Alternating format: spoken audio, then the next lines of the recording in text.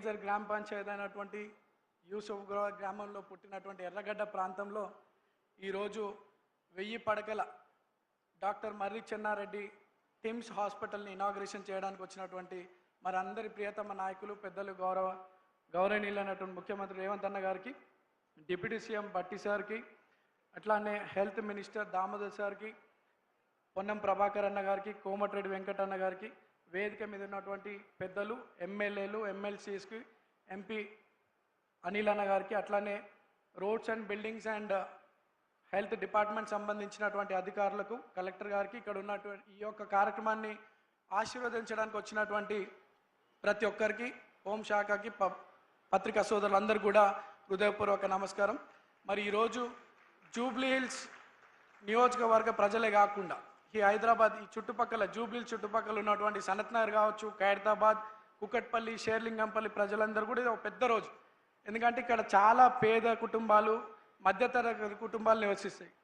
మన ఇంట్లో ఎవరికైనా ఒక ఆరోగ్య సమస్య వస్తే మనం అంతా ఎంత ఇబ్బంది పడతామో మనం అన్ని చూస్తూ ఉంటాం. జరిగినటువంటి కోవిడ్ సందర్భం కానీ అంతకుముందు కానీ ఏ కుటుంబంలో హెల్త్ ఇష్యూస్ వస్తే ఆ కుటుంబం పోగు చేసుకున్నటువంటి డబ్బంతా కూడా ఖర్చు అయిపోతుంది. హాస్పిటల్కి పోతే బిల్లులంతా కూడా వాళ్ళు పోగు చేసుకున్న డబ్బంతా పోతుంది. పిల్లల చదువుల కోసమో, పిల్లల భవిష్యత్తుకో, లేకపోతే పెళ్ళిళ్ళకో, మిగతా అవసరాలకు సేవ్ చేసుకున్నటువంటి డబ్బంతా కూడా ఖర్చు అయిపోతుంది. కానీ అటువంటి కుటుంబాలంతా కూడా ఒక భరోసా, ఒక గవర్నమెంట్ హాస్పిటల్. ఈరోజు గౌరవ ముఖ్యమంత్రి గారు మనందరికీ కూడా అంటే ఇక్కడ ఎవరైనా హాస్పిటల్ దగ్గరికి వచ్చినప్పుడు నా దగ్గర డబ్బు లేదని ఒక ఆధారపడవద్దని, వాళ్ళు మాకు ప్రభుత్వం ఒక పెద్ద అండగా ఉంది అని ఒక ధైర్యంతో హాస్పిటల్ పోయి ట్రీట్మెంట్ చేసుకోవాలని ఒక గొప్ప ఆలోచనతో ప్రభుత్వం నడుస్తుంది. ఈరోజు ఒక కుటుంబంలో పెద్ద కొడుకు ఎంత బాధ్యతగా కుటుంబాన్ని నడిపిస్తాడో అట్లా ఈరోజు మన గౌరవ ముఖ్యమంత్రి గారు ఏ వ్యక్తి పేదలకి ఆరోగ్య విషయంలో కానివ్వండి, పిల్లల చదువు విషయంలో కానివ్వండి, రైతుల విషయం కానివ్వండి, అభివృద్ధి విషయంలో ఒక పెద్ద కొడుకుగా ఉండి రాష్ట్రాన్ని ముందుకు తీసుకుపోతా ఉన్నాడు మన ముఖ్యమంత్రి గారు.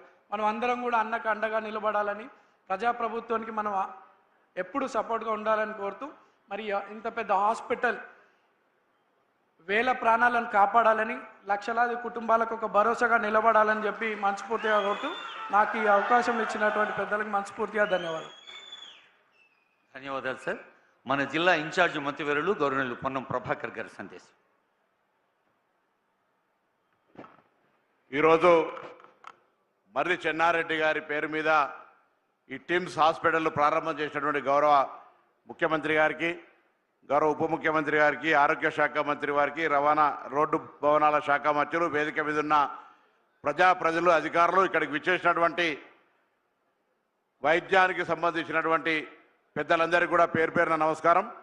ఈ ప్రభుత్వం గౌరవ ముఖ్యమంత్రి గారు ప్రజాపాలన ప్రభుత్వం ఏర్పడ్డ తర్వాత దామోదర్ రాజనరసింహ గారు ఆరోగ్య శాఖ మంత్రిగా వైద్యానికి సంబంధించినటువంటి అనేకమైనటువంటి పరివర్తన మార్పులు తీసుకొచ్చి పేద ప్రజలకు అనేక రకాలుగా న్యాయం చేయాలనేటువంటి ఆలోచనతో కార్యక్రమం కొనసాగిస్తూ ఈరోజు ఈ ఆసుపత్రిని పూర్తి చేసుకొని మరి ప్రజలకు అంకితం చేస్తూ ఉన్నారు.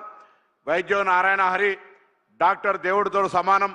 ఇంత పెద్ద ఇన్ఫ్రాస్ట్రక్చర్ ఇచ్చిన తర్వాత డాక్టర్లు తమ బాధ్యతగా వచ్చేటువంటి పేషెంట్స్ పట్ల ఏదైతే వాళ్ళకు సరి అయినటువంటి చికిత్స కానీ మరి ప్రభుత్వం తరఫున అన్ని రకాల సేవల్ని వాళ్ళకు అందించే విషయం లోపల తమ బాధ్యతను భవిష్యత్తులో నిర్వహించినప్పుడే ప్రభుత్వం యొక్క సంకల్పం నెరవేరుతుందనేటువంటి మాట మనం వేస్తూ, మరి అదేవిధంగా డాక్టర్ దేవుడైతే నర్సింగ్ ప్రొఫెషన్లో ఉన్న వాళ్ళంతా కూడా ఒక ఏంజల్స్గా, దైవదూతలుగా ఈరోజు వారు పేషెంట్ ఏ విధంగా ఉన్నా కూడా వారికి చికిత్స చేసే విషయంలో మీ కృషిని ఎప్పుడు కూడా ఎవరు కూడా మరవలేరు.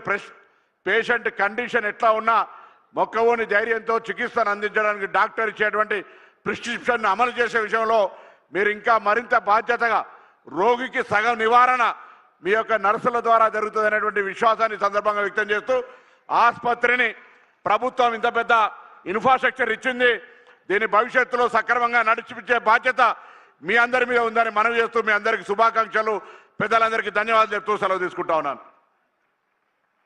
ఆరోగ్య భరోసా భవనపు నీడలో జరుగుతున్న ఆరోగ్యవంతమైన సభ ఇది.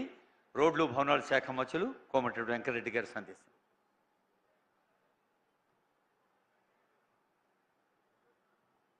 గౌరవనీయులు మన ప్రీతమ ముఖ్యమంత్రి వర్యులు రేవంత్ రెడ్డి గారికి, నా సహచర మంత్రివర్యులు పెద్దలు దామోదర్ రాజనరసింహ గారికి, అలాగే డిప్యూటీ సీఎం పెద్దలు బట్టి విక్రమార్క గారికి, నా సోదరుడు నవీన్ యాదవ్ మీ ప్రాంత శాసనసభ్యులు గారికి, అంజన్ కుమార్ యాదవ్ గారు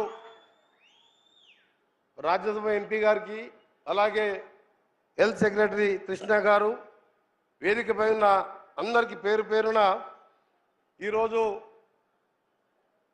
దీన్ని పూర్తి చేయడానికి కృషి చేసిన ముందుగా మా ఆర్ఎన్బి ఇంజనీర్లని అభినందిస్తూ,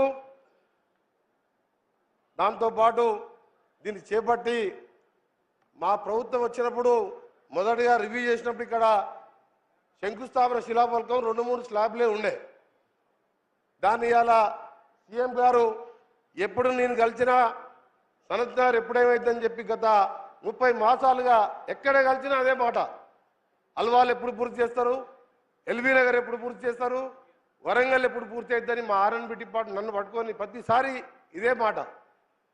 పేదలకు ఆరోగ్యాన్ని, పేదలకు ఉచితంగా ఆరోగ్యాన్ని అలా మేము చూస్తున్న గత 10 సంవత్సరాలు నేను ఎమ్మెల్యేగా ఎంపీగా ఉన్నా. సీఎం రిలీఫ్ ఫండ్ దరఖాస్తు పెడితే 6,000, 10,000 6 నెలలకు వచ్చేది. ఎల్ఓసి పెడితే ఆ ఎల్ఓసి మాటే లేదు. ఇలా నిమిషంలో ప్రతి పేషెంట్కు ఎల్ఓసి అప్లై చేస్తే 24 గంటల్లో ఎమ్మెల్యే, ఎంపీ, ఏ పార్టీ వారైనా, ఏ మినిస్టర్ అయినా నేనే దాదాపు 40-50 కోట్ల రూపాయలు ఇవాళ ఇప్పించడం జరిగింది.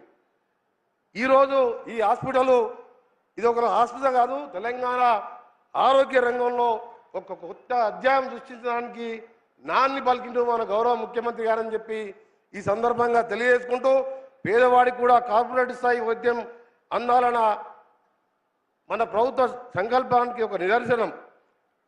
గతంలో పాలకులు 10 ఏళ్ళ నుండి ఎలక్షన్ల ముందు శంకుస్థాపన చేసి శంకుస్థాపన శిలాఫలకాలే కనబడ్డాయి. అల్వాల్ పోయినా, ఎల్బీ నగర్ పోయినా, ఎక్కడ పోయినా వాడు పర్సనల్గా ముఖ్యమంత్రి గారు నేను సంబంధిత హెల్త్ శాఖ మినిస్టర్ ఎన్నిసార్లు రివ్యూ చేసి ప్రోగ్రెస్ మాట్లాడుతూ ఈరోజు దసరా కల్లా మా అల్వాల్ ప్రాజెక్టు కూడా పూర్తి అవుతున్నది. అల్వాల్ హాస్పిటల్ కూడా, దాంతోపాటు ఎల్బీ నగర్ కూడా డిసెంబర్ నాటికి పూర్తి చేస్తున్నాం.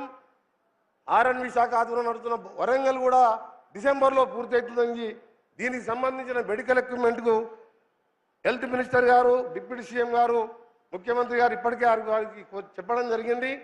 దాన్ని కొత్త సంవత్సరం లోపే ఆ 3 హాస్పిటల్ పూర్తి చేసుకోవడం. ఇంకొక విషయం ఏంటంటే, గతంలో ఎన్నోసార్లు చెప్పిన ఉస్మానియా హాస్పిటల్ గురించి 2014 కొత్తలో